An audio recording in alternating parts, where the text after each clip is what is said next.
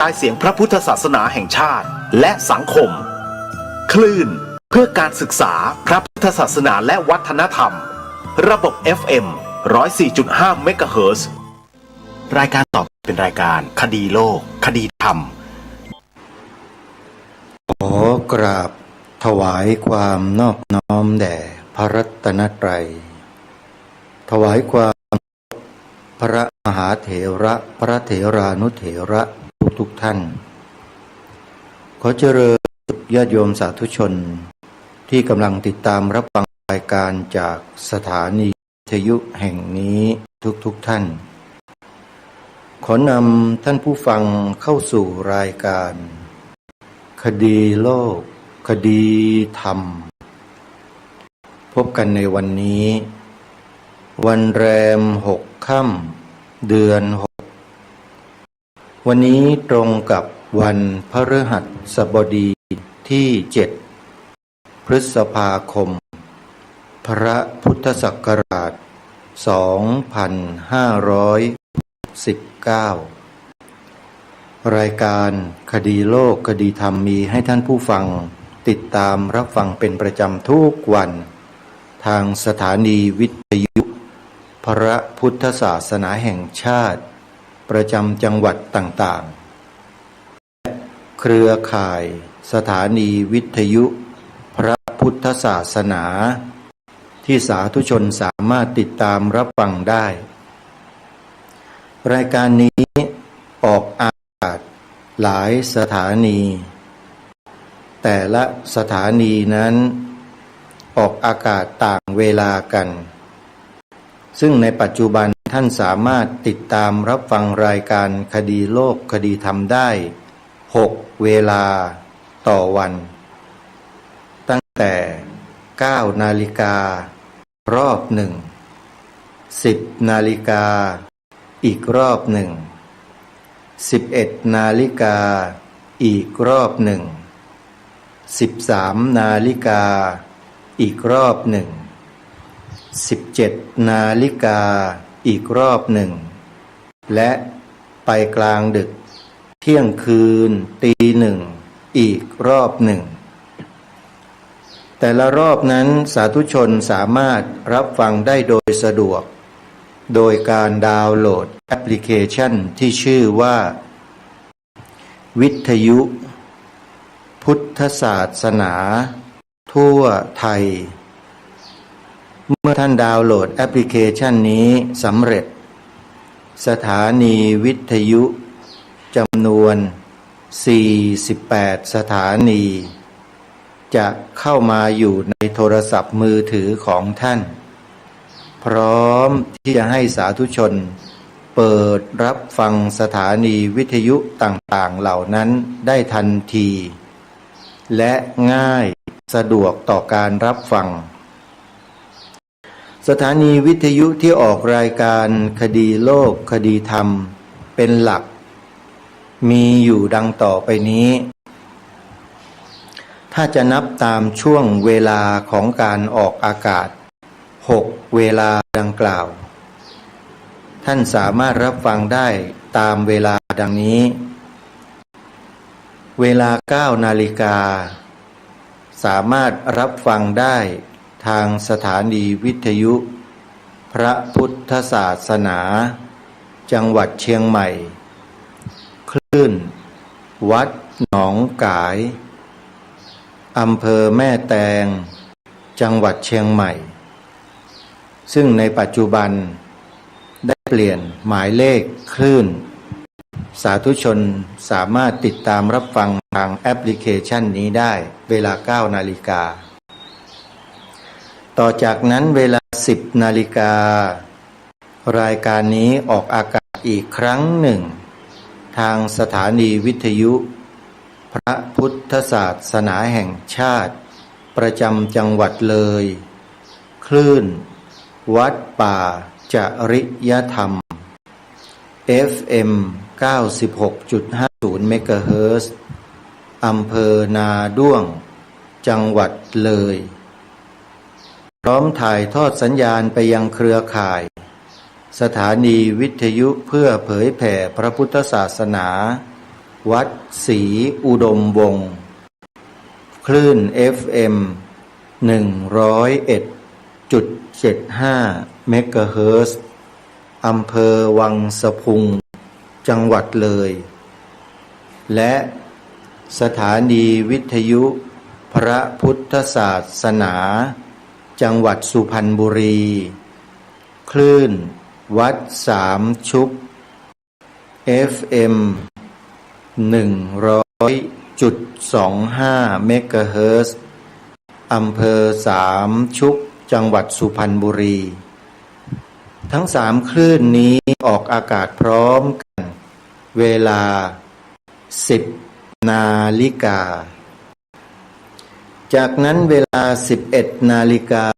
สาธุชนสามารถรับฟังได้2 ช่องทางนั่นก็คือสถานีวิทยุพระพุทธศาสนาแห่งชาติประจำจังหวัดเชียงใหม่คลื่นวัดฝายหิน FM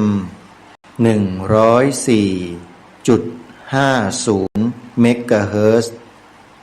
พร้อมด้วยการถ่ายทอดสดทาง YouTube ในช่องวัดฝายหินและธรรมะคลื่นสีขาวเพื่อชาวประชาทาง YouTube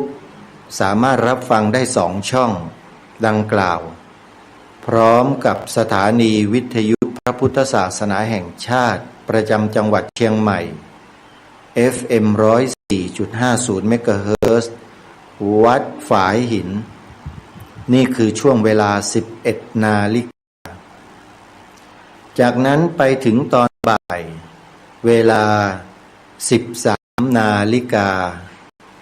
ท่านสามารถรับฟังรายการคดีโลกคดีธรรมได้อีกครั้งหนึ่ง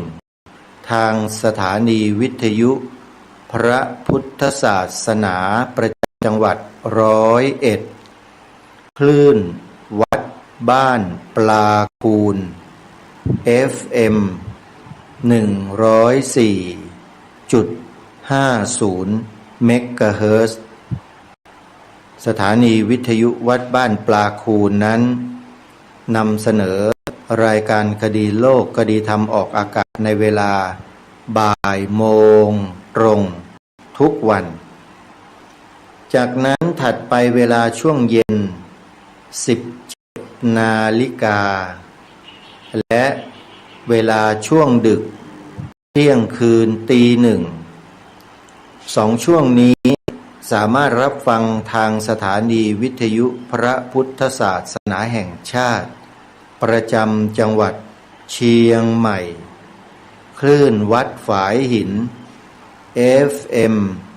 104.50 เมกะเฮิรตซ์ได้อีก2 ช่วงเวลาทั้งหมด6 เวลาที่สาธุชนสามารถเปิดรับฟังรายการคดีโลกคดีธรรมได้โดยใช้แอปพลิเคชันวิทยุพุทธศาสนาทั่วไทยเปิดฟังรายการโดยสะดวกจึงขอแจ้งบอกกับสาธุชนผู้ฟังไว้เพื่อให้ทราบรายละเอียดดังกล่าวเผื่อว่าท่านสาธุชนท่านใดพลาดในการรับฟังเวลาใดเวลาหนึ่งก็สามารถที่จะเปิดรับฟังรายการนี้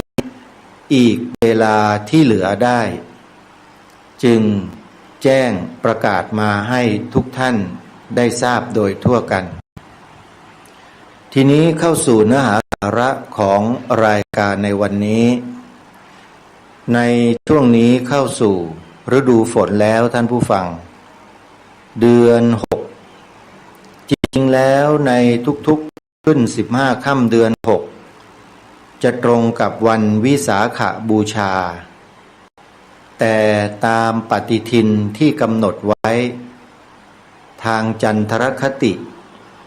วันขึ้น15 ค่ำเดือน6นี้ไม่ใช่วันวิสาขบูชา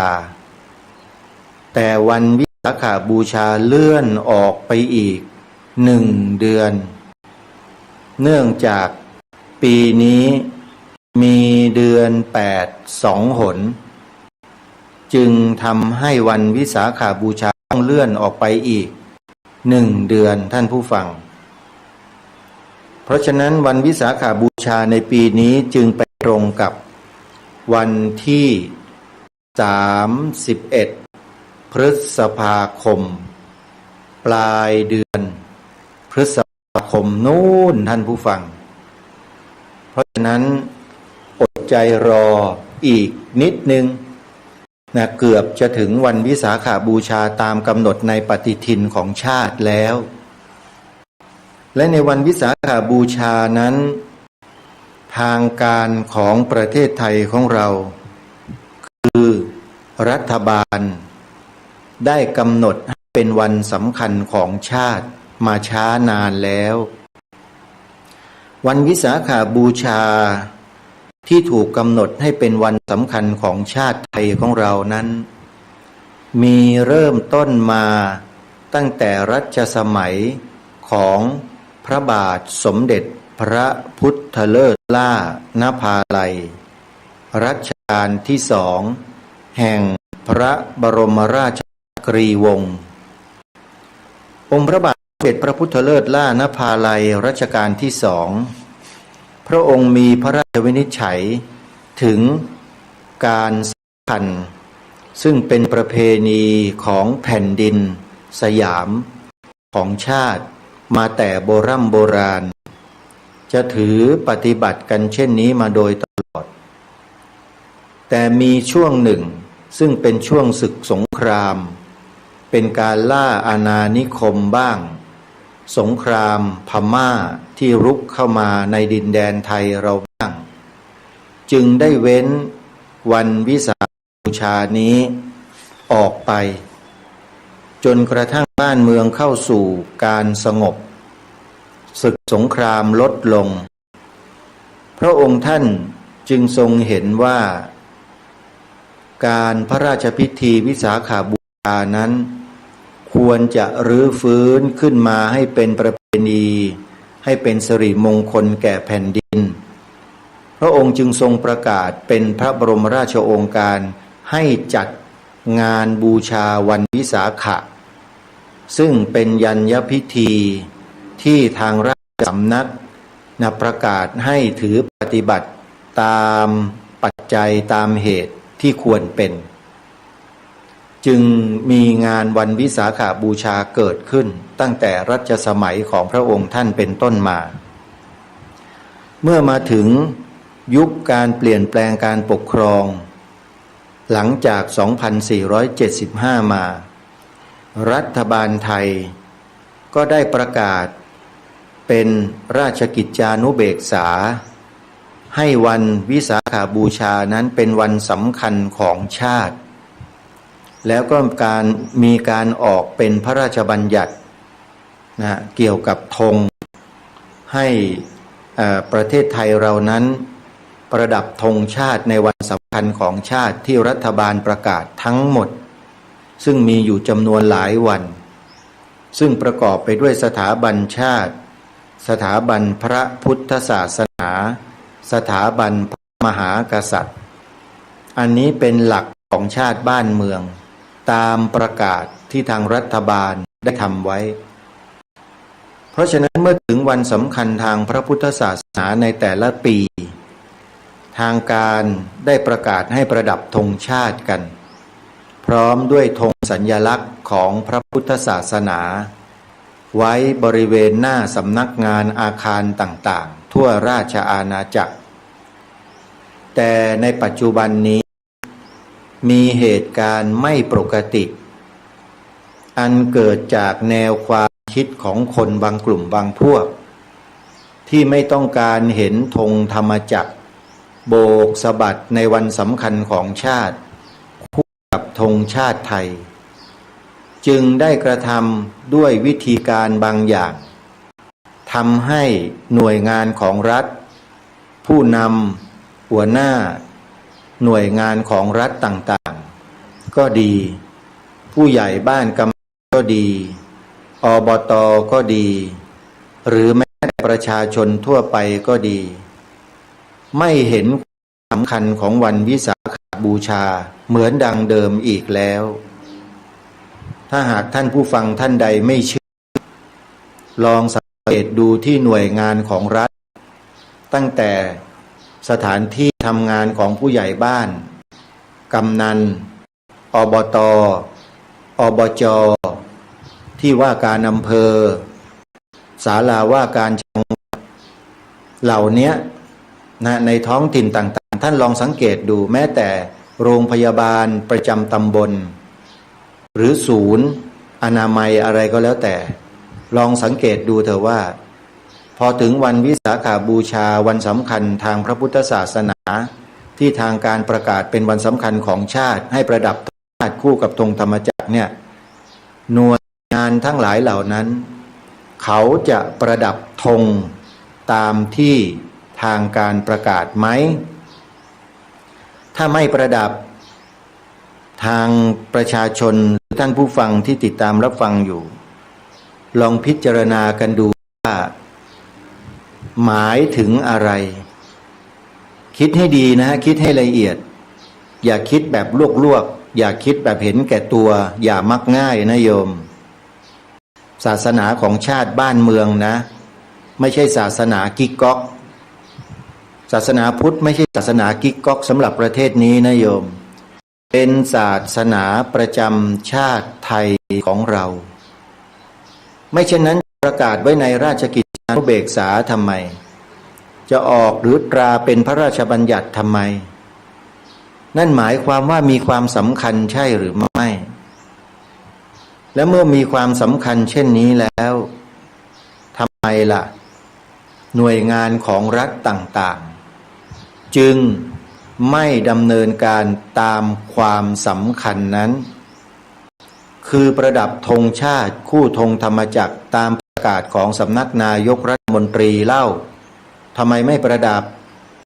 เพราะอะไรอันนี้น่าสงสัยท่านผู้ฟังน่าคิดนะฮะอย่าลืมนะว่าการประดับสัญลักษณ์เหล่านี้มันเป็นการแสดงออกถึงจิตใจของผู้นำองค์กรและผู้ใต้บังคับบัญชาในองค์กรนั้นทั้งหมดหน่วยงานนั้นทั้งหมดตั้งแต่ที่ทำการผู้ใหญ่บ้านกำนันอบต.อบจ.ที่ว่าการอำเภอศาลาว่าการจังหวัดมันบ่งบอกหมดเลยตั้งแต่หัวส่วนราชการไปถึงลูกน้องว่าเอาใจใส่หรือเปล่าอาตมาภาพพูดเรื่องนี้มานานแล้วนะแล้วก็พยายามกระตุ้นเตือนจิตสำนึกของพวกเราเนี่ยให้น้อมนำสิ่งเหล่านี้กลับมาด้วยความเคารพด้วยความเลื่อมใสด้วยความศรัทธาไม่ใช่เพิกเฉยไม่ทำอะไรไม่สนใจกันอย่าลืมนะประชาชนเขามองเขาดูพวกท่านอยู่ว่าพวกท่านนั้นเป็นผู้นำที่เหมาะสมไหมในการที่จะนำพาประเทศนี้บ้านเมืองนี้หมู่บ้านตำบลอำเภอจังหวัดและประชาชนในพื้นที่อย่าลืมนะว่าพวกท่านทั้งหลายพวกคุณทั้งหลายที่เป็นข้าราชการเนี่ยคุณมีหน้าที่ทำหน้าที่ต่างพระเนตรพระกันขององค์พระมหากษัตริย์ผู้ทรงทศพิธราชธรรมผู้ทรงเป็นพุทธมามกะอย่าลืมนะทำหน้าที่ต่างพระเนตรพระกันของพระองค์ท่านก็ดุจดังรับแนวพระ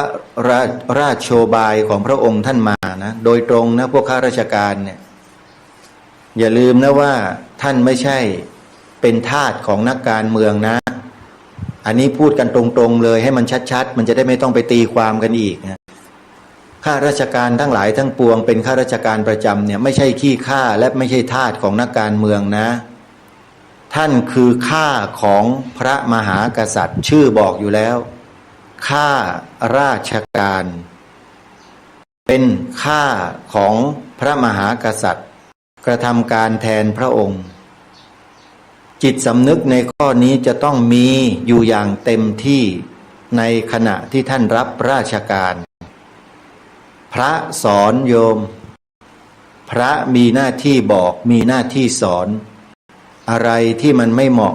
อะไรที่มันไม่สมอะไรที่มันไม่ควร พระสงฆ์ท่านทราบท่านรู้ท่านก็บอกเพราะพระสงฆ์ไม่ได้มีผลประโยชน์อะไรพวกคุณหรือคนที่คุณนับถือคุณศรัทธา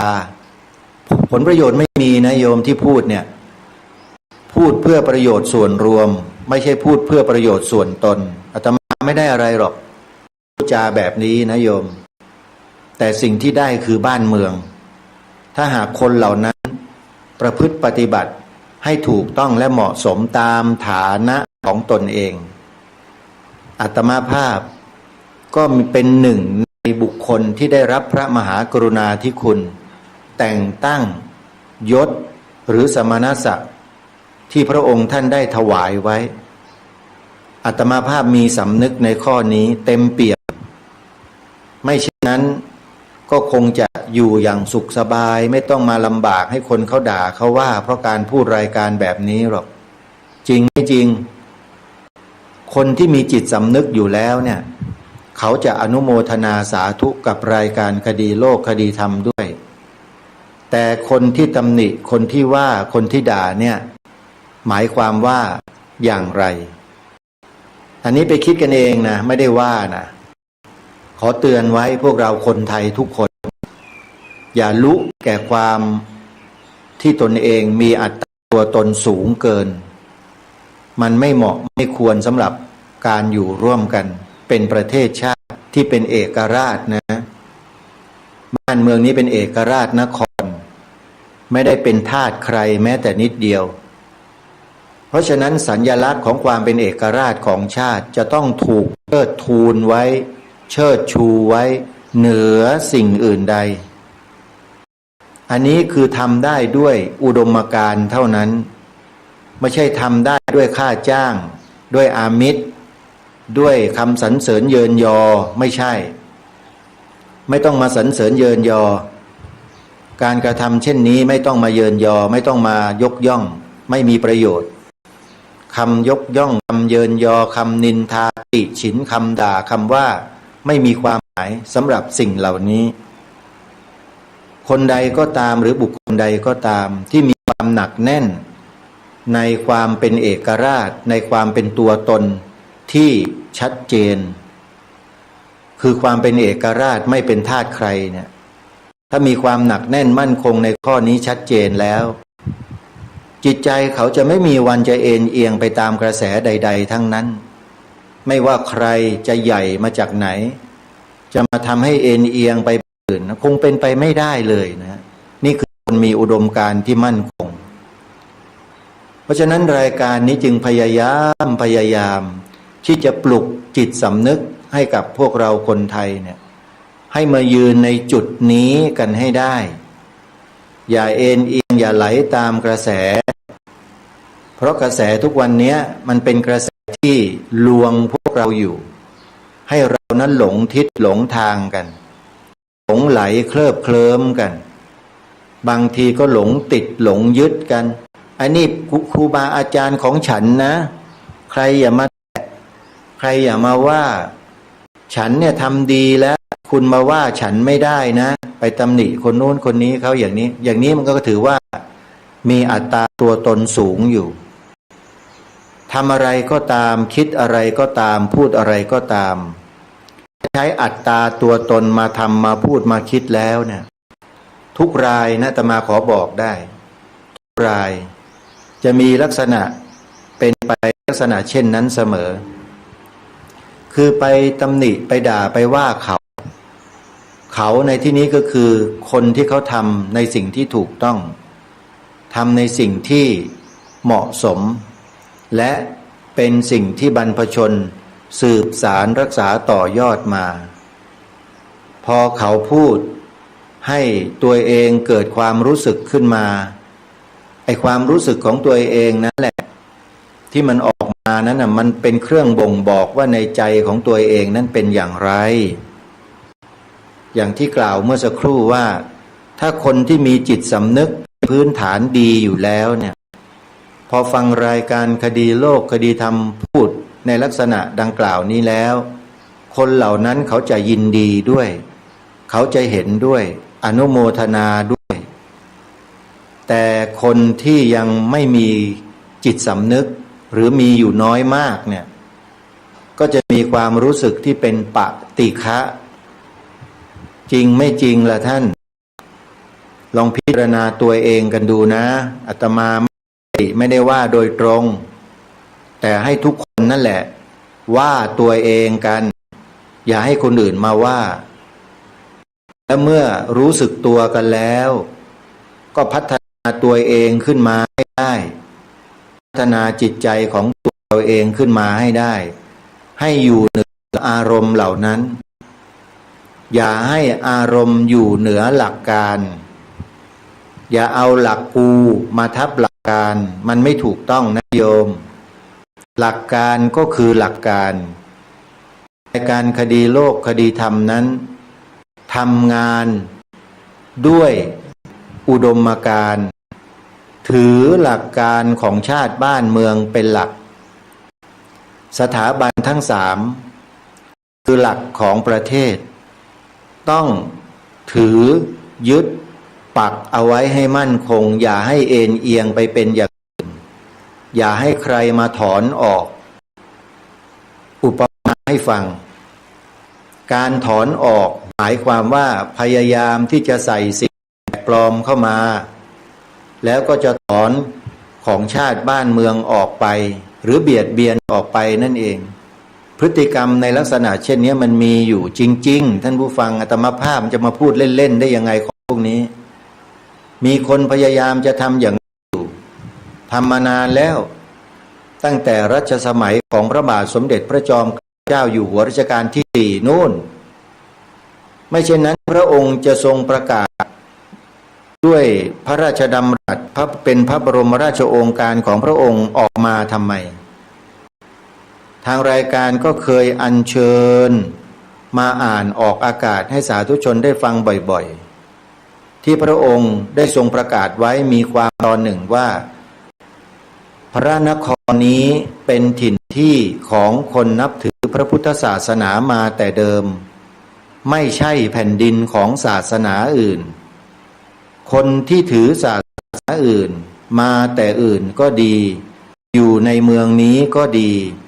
จะโทมนัสน้อยใจด้วยริษยาแก่พระพุทธศาสนาเพราะบูชาอันนี้ไม่ได้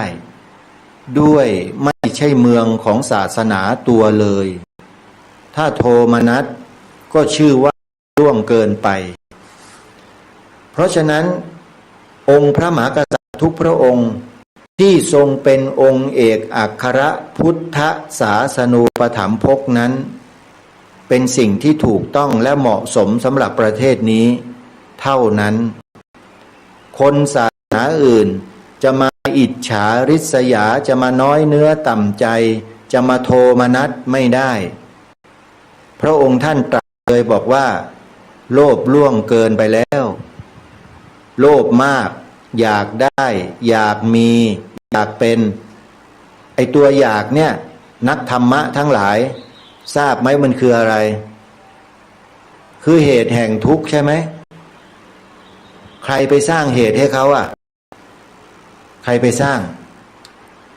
เขามีความโลภมากอยากได้อยากใหญ่อยากมีอยากเป็นเนี่ยใครไปสร้างให้เขาไม่มีเขาสร้างด้วยตัวเขาเองใช่ไหมแล้วเมื่อสร้างขึ้นมาความทุกข์ควรจะตกอยู่กับใครล่ะกับคนที่สร้างใช่ไหมเพราะฉะนั้นที่พระองค์ตรัสต่อไว้ว่าโลภล่วงเกินไปน่ะจริงไหมล่ะคนประเภทนี้แหละกำลังดำเนินการอะไรต่อไม่อะไรกับสถาบันหลักของชาติไทยของเราอยู่โดยเฉพาะสถาบันพระพุทธศาสนากับสถาบันพระมหากษัตริย์ของเรามองไม่ออกหรอกเราไม่รู้หรอกประชาชนคนทั่วๆไปที่ทำงานทำหน้าที่ทำมาหากินอยู่ในวงนอกไม่ค่อยรู้หรอกว่ามันเกิดอะไรขึ้นส่วนรายการคดีโลกคดีธรรมอยู่วงในเห็นอยู่รู้อยู่บางทีก็นำหลักฐานมาเปิดเผยให้ท่านทั้งหลายได้ดูกันไม่รู้ดูกันหรือยังเห็นกันหรือเปล่า นั่นแหละคือวิธีการของคนพวกนี้เขาทำกันแบบนี้นะบิดเบือนความหมายสีขาวธงชาติไทยเพื่ออะไรเพื่อหวังให้ศาสนาตัวเองมายืนอยู่กับศาสนาพุทธเป็นศาสนาประจำชาติไปด้วยพูดอย่างนี้หลายคนไม่เชื่อหลายคนหาว่ารายการคดีโลกคดีธรรมสร้างความแตกแยก มุกเดิมใช้ไม่ได้แล้วหลักฐานข้อมูลมันมีอยู่ชัดเจนทางรายการนำมาเปิดเผยตั้งแต่ปีพระพุทธศักราช 2558 โพสต์เอาไว้อัปโหลดลงไว้ใน YouTube เปิดดูสักนิดแล้วท่านจะได้ข้อคิดสะกิดใจบ้างสะกิดกิเลสที่มันหนาๆเนี่ยให้มันออกไปบ้างก็ดีเหมือนกันไอ้กิเลสประเภทมานะทิฏฐิไม่ค่อยจะรับรู้อะไรคนอื่นเขาไม่ค่อยจะสนใจอะไรคนอื่นเขาคนอื่นเขาพูดเขาคิดอะไรก็ไม่ฟังเขานะไอ้ตัวนั้นแหละกิเลสหนาๆตัวนั้นน่ะเคลียร์มันออกซะมั่งลองไปเปิดดูนะบางทีมันอาจจะหลุดไปบ้างก็ดีเหมือนกันน่ะอย่าให้มันเกาะกินใจอยู่อย่างนั้นมันหนักกิเลสพวกนี้หนักนะลองพิจารณาดูนะถึงแม้ว่ามันจะละเอียดหน่อยยากหน่อยแต่ก็ควรที่จะขจัดมันออกบ้างขจัดตอนที่มันปรากฏนั่นแหละที่มันกำลังดิ้นพลาดอยู่เนี่ยกำลังฟังรายการคดีโลกคดีธรรมแล้วมันดิ้นร้อนรนอยู่นั่นแหละตัวกิเลสให้ทราบกันไว้เด้อนะขจัดมันออกบ้างอย่าให้มันเผาผลาญจิตใจของตนเองอยู่นะญาติโยมสาธุนะที่พูดเนี่ยนะโยมมีหลักฐานปรากฏยืนยันชัดเจนว่ามีการกระทำเช่นนี้จริงพยายามที่จะเบียดบังนะ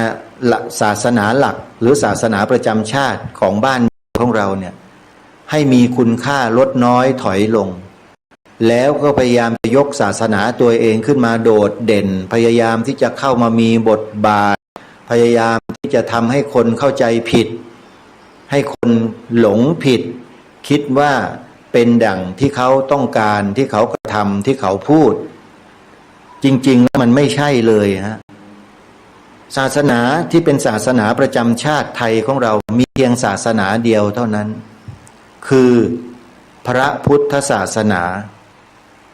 ถ้าเราไม่ช่วยกันกล่าวไม่ช่วยกันพูดไม่ช่วยกันบอกไม่ช่วยกันสอนลูกหลานเยาวชนคนไทยเรานะ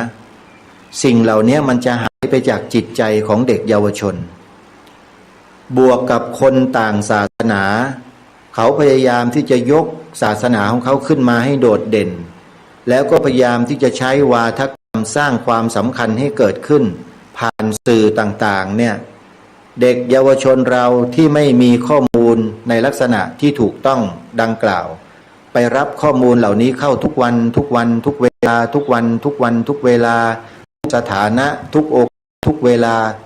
รับทุกวันคิดว่าเด็กเยาวชนเรามันจะเปลี่ยนนะโยมเปลี่ยนอุดมการณ์เปลี่ยนแนวคิดไหมล่ะท่านอย่าคิดว่าเขาทำไม่ได้นะลองไปสอบถามเด็กเยาวชนลูกหลานของโยมที่กลับมาจากโรงเรียนดูก็ได้ถามก็ดูสิถามดูว่าไอ้หนูโรงเรียนเขาสอนแกไหมสีขาวในธงชาติไทยเนี่ยหมายถึงอะไรลองให้เด็กตอบดูง่ายๆถามดูเลยโยมจะทราบนั่นแหละเขาเรียกว่าการทดสอบประเทศชาติบ้านเมืองตัวเองผ่านจากเด็กนักเรียนเนี่ยเพราะเวลาเขาจะเปลี่ยนแปลงเขาจะทำไปกับชาติบ้านเมืองไหนในโลกนี้เขาทำกับพวกเด็กเยาวชนนี่แหละคือล้างสมองเด็กเขาใช้วิธีการใส่ไปในตำราเรียนหรือคำอธิบายที่เขาพูดอยู่ในชั้นเรียนนั่นแหละอยู่ในมหาวิทยาลัยต่างๆนั่นแหละเขาทำกันแบบนั้นยอมรับไหมว่าเขาทำกันอย่างนั้นน่ะเขาไม่มาประกาศเหมือนอย่างรายการคดีโลกคดีธรรมนี้หรอกทางรายการเนี่ยเพียงแค่มาบอกให้รู้ให้ทราบทำกันแบบนั้นแล้วพวกเราจะป้องกันกันอย่างไรบอกวิธีการให้ไม่รู้เหมือนกันว่าที่บอกไปทำกันบ้างหรือยังบอกลูกบอกหลานฝังหัวเขาไว้หรือยังโยม2 ประโยคอ อาภาพให้โยมไปฝังให้เด็กฝังเลยโยมไม่ผิดรับรองได้ว่าไม่ผิดถ้าใครมาบอกว่าสิ่งที่ทำนั้นผิดบอกแล้วไงว่าส่งชื่อนามสกุลคนนั้นตำแหน่งคนนั้นให้อาตมาด้วยเดี๋ยวจะจัดการให้อย่างนี้ก็ยังไม่ช่วยกันอีกก็ไม่รู้จะพูดยังไงแล้วนะอาตมาภาพเตรียมการไว้แล้วโยมรองรับไว้หมดแล้วคนที่ไม่ซื่อตรงต่อประเทศชาติบ้านเมืองเนี่ยไม่ว่าใครทั้งนั้นแหละจะต้องบันทึกจารึกชื่อตำแหน่งเอาไว้ให้หมดแล้วค่อยๆดำเนินการตามขั้นตอน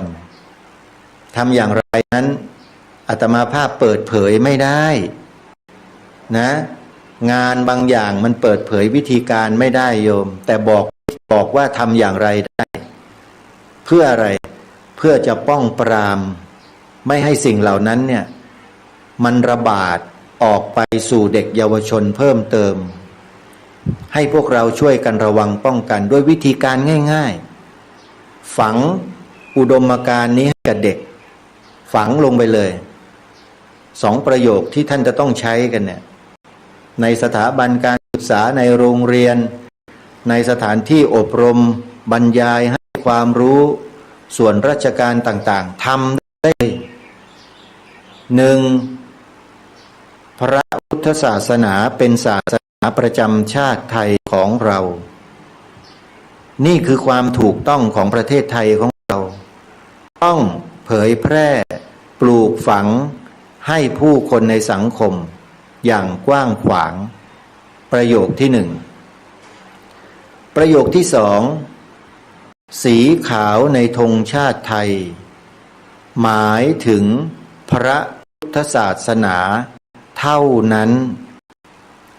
นี่ก็คือความถูกต้องของประเทศไทยของเราถ้าใครนำเอาศาสนาอื่นมาใส่มาปนสีขาวธงชาติเมื่อไรนั่นคือคนที่กำลังกระทำการเป็นกบฏต่อแผ่นดินของชาติทำตัวเป็นคนทุจริตเป็นคนที่ไม่น่าไว้วางใจของชาติบ้านเมืองนี้ย้ำนะฮะสีขาวในธงชาติไทย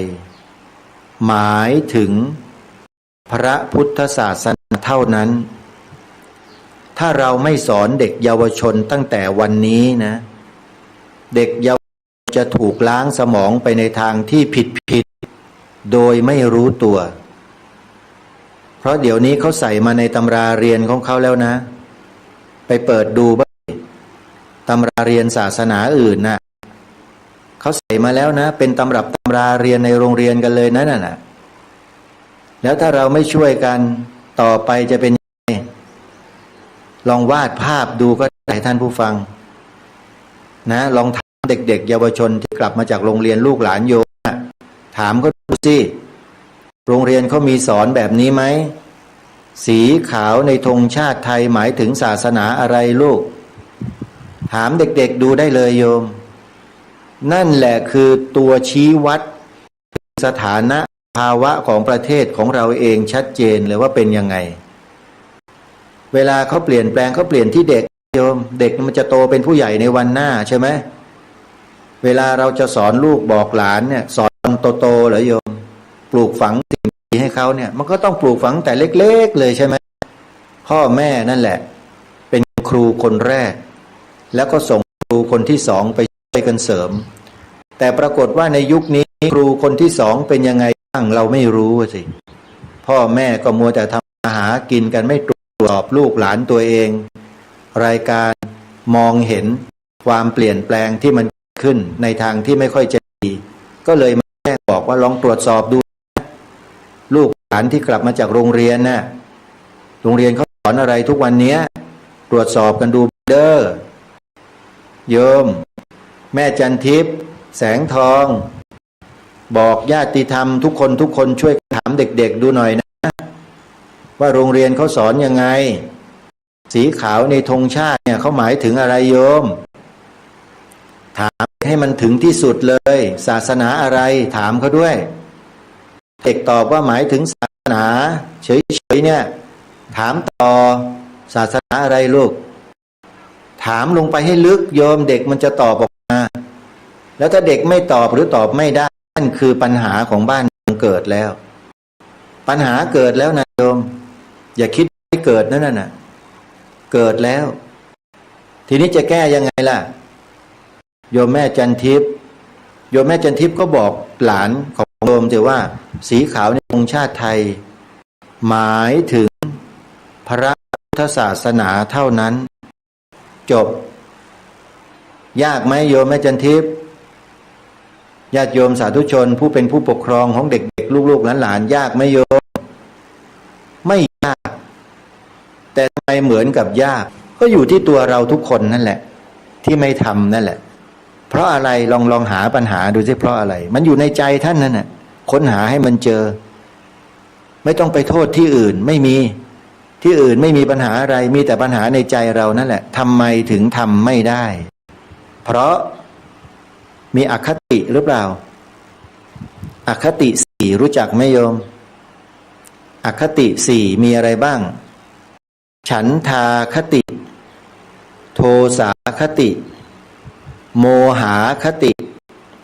และพยาคติอคติอย่างฉันทาคติหมายความว่าลำเอียงเพราะรักเพราะชอบพอกันสองโทสาคติลำเอียงเพราะเกลียดกันโกรธกันสามโมหาคติลำเอียงเพราะหลงไม่รู้และสี่อันนี้เยอะมากเลยเต็มบ้านเต็มเมืองไปหมดพยาคติลำเอียงเพราะกลัวขี้ขลาดตาขาวลำเอียงไม่กล้าอันนี้โดนใครบ้างอย่างไรพิจารณาตัวเองเด้อทางรายการไม่อาจจะไปต้องรู้ในใจของท่านได้หรอกแต่พระสัมมาสัมพุทธเจ้าทรงให้เครื่องมือส่องดูพวกเราทั้งหลายด้วยหลักธรรมสี่ข้อดังกล่าวที่เรียกว่าอคติสี่เอาไว้ให้แล้วอาตมาภาพก็นำมาถ่ายกับทุกท่านพิจารณาตัวท่านเองว่ามีอยู่หรือไม่รายการคดีโลกคดีธรรมที่ทำหน้าที่อยู่ทุกวันนี้ไม่ได้มีอคตินะโยมอันนี้มันเป็นหลักการของชาติบ้านเมืองที่ทุกคนต้องเคารพทุกคนต้องปฏิบัติไม่ใช่มาบิดเบือนมาทำลายคนเบือนทำลายนั่นแหละผิดคนรักษาปกป้องต่างหากที่ทำถูกต้องแล้วรายการคดีโลกคดีธรรมมาทำหน้าที่รักษาและปกป้องผิดไหมโยมแม่จันทิพย์ไม่ผิดรักษาปกป้องสิ่งที่ถูกต้องสิ่งที่ดีงามไว้ให้กับชาติบ้านเมืองเนี่ยได้บุญด้วยนะบุญใหญ่นะเนี่ยโยมปกป้องระดับชาติบ้านเมืองเนี่ยบุญใหญ่นะถ้าใครได้ทำเนี่ยถือว่าโอ้ยได้บุญเยอะเลยเนี่ยสถาบันหลักของชาติไทยของเรา3 สถาบันถ้าใครได้กันทำหน้าที่ปกป้องรักษาไว้ได้บุญมหาศาลเลยทีเดียวเพราะเมื่อมีหลักแล้วแข็งแรงแล้วมั่นคงแล้วผู้ที่อยู่อาศัยภายใต้หลักเหล่านี้ก็จะมีความสงบสุขร่มเย็นเป็นธรรมกันไปตลอดจริงหรือไม่แต่ถ้าเสาหลักของบ้านของเมืองถูกขย่มถูกโยกถูกคลอนถูกถอนถูกล้มทิ้งเราจะอยู่กันอย่างเป็นสุขร่มเย็นเป็นธรรมได้ไหมโยมพิจารณากันเองตอบกันเองเด้ออาตมาภาพมีหน้าที่มานำเสนอข้อมูลให้เราได้พิจารณากันอย่าเพิ่งเชื่อนะโยมอย่าเพิ่งเชื่อพิจารณาให้ดีแล้วก็ตัดสินใจกันว่าจะช่วยชาติบ้านเมืองหรือจะนิ่งเฉยหรือ จะมีส่วนไปช่วยศัตรูเสียเอง3 ทางเลือกให้ทุกท่านตัดสินกันเองส่วนทางรายการนั้นชัดเจนอยู่แล้วว่าทำอะไรมีหน้าที่อะไรปกป้องพิทักษ์รักษาไว้ซึ่งอะไรอันนี้เป็นที่ชัดเจนไม่ต้องบอกทุกท่านก็ทราบอยู่แล้วแล้วก็มาชวนทุกท่านเนี่ยให้ร่วมด้วยและช่วยกันเพราะถ้าเราไม่ร่วมด้วยไม่ช่วยกันพลังมันจะน้อยพลังมันจะไม่มีพอแล้วเราจะปกป้องรักษาสิ่งที่ทรงคุณค่าของชาติบ้านเมืองไว้ไม่ได้จึงต้องมาเชิญชวนให้พวกเราร่วมด้วยและช่วยกันทำแบบง่ายๆไม่ต้องทำมากปลูกฝังเด็กๆลูกหลานโยมนั่นแหละด้วย2 ประโยคเนี้ยฝังหัวเขาไว้นะฝังเอาไว้เลยอย่าให้ใครมาทำลายมาล้างสมองลูกหลานเยาวชนเราให้ห่างไกลจากหลักการของชาติบ้านเมืองของเราตรงนี้ไม่เช่นนั้นอนาคตของชาติบ้านเมืองเราจะอันตรายมากเพราะประชาชนคนในชาติก็คือเด็กเยาวชนในวันนี้ที่เติบโตเป็นผู้ใหญ่วันหน้าเนี่ยไม่มีหลักหาหลักของชาติไม่เจอโยมเพราะไม่ปลูกฝังกันตั้งแต่เด็กๆนี่แหละเห็นไหมมองอนาคตให้ดีนะโยมที่จะมาพูดเนี่ยที่ทำรายการนี้ทำเพื่ออนาคตนะโยมเผื่ออนาคตไว้ด้วยไม่ใช่ทำเพื่อวันนี้วันเดียวและเดี๋ยวนี้เท่านั้นเรานั้นมีลมหายใจกันอีกไม่กี่ปีหรอกโยมถ้าเราไม่ช่วยกันนะลูกหลานเยาวชนเรานี่แหละจะมาทำลายชาติบ้านเมืองของเรากันเองนะโดยไม่รู้ตัวจริงๆไม่ได้พูดเล่นนะเรื่องใหญ่มากเพราะฉะนั้นปลูกฝังเขาให้เป็นคนซื่อสัตย์สุจริตให้เป็นคนที่มีความจงรักดีต่อสถาบันชาติสถาบันพระพุทธศาสนาและสถาบันพระมหากษัตริย์ด้วยชีวิตต้องจงรักภักดีด้วยชีวิตนะไม่ใช่ทำกันเผินๆผิวทำกันแบบขอไปทีไม่ได้เรื่องนี้เรื่องสำคัญบรรพบุรุษบรรพชนไทยเราถือนักถือหนาเรื่องสถาบันหลักของชาติทั้ง3เนี่ยจึงได้ฝากฝังไว้ให้กับพวกเราผ่านตำรับตำราเรียนในอดีตหลักสูตรดั้งเดิมที่เราเรียนกันมานั่นคือบรรพบุรุษเราฝากเราไว้จึงได้เขียนตำรามาในลักษณะเช่นนั้นแต่พออยู่มามีรัฐมนตรีว่าการกระทรวงศึกษาธิการเป็นคนต่างศาสนาเท่านั้นแหละมันเปลี่ยนแปลงหลักสูตรทันทีเลยเด็กเยาวชนรุ่นใหม่ที่เติบโตมาเป็นผู้ใหญ่ในทุกวันนี้ลองดูสิฮะเป็นยังไงกันบ้างมันเอาใจใส่เรื่องนี้กันไหมล่ะที่พูดอยู่เนี่ยที่ฟังกันอยู่เนี่ยบางคนนะฮะบางคนสนใจบ้าง